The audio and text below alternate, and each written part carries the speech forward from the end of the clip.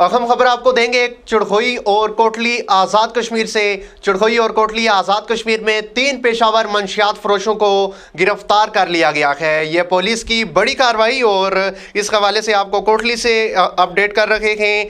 3 पेशावर मंशियात फरोशों को गिरफ्तार कर लिया गया है। 3 वाक़यात में भारी मिकदार में 400 शराब जब्त कर ली गई है। तफसीलात के मुताबिक SP इरफान सलीम की खसूसी हिदायत पर SHO थाना चढ़ोई और तफ्तीशी खलील चौधरी और दीगर के हमरा मुलजिम जीशान को गिरफ्तार किया गया, जिससे 2 किलो चर्स कब्जे में ली गई। इसी तरह कोटली में SHO निसार यूसुफ और additional SHO Mehtab Aslam DFC Bostan और दीगर पुलिस टीम के हमरा 2 अलहदा वाक़यात में 40 बोतलें शराब और आधा किलो चर्स पकड़ कर मुलजिमान को गिरफ्तार कर लिया गया है। पुलिस अफसरान का मीडिया से गुफ्तगू करते हुए कहना था कि ऐसे समाज दुश्मन अनासिर माशरे की जड़ें खोखली कर रहे हैं।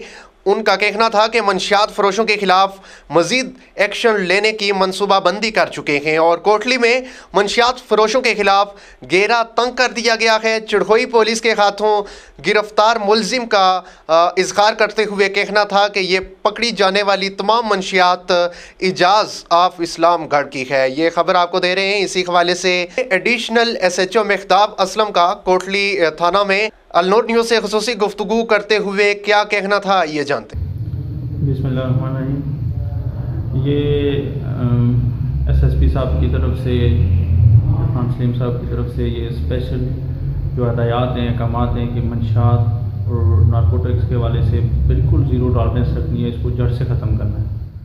तो उनकी हदायत पे सरदार ख्वाजा क्यूम DSP साहब की हदायत पे ये लास्ट 2 दिनों में हमने SHO निसार यूसुफ साहब की क़यादत में एक टीम बनाई, जिसने पहले दिन में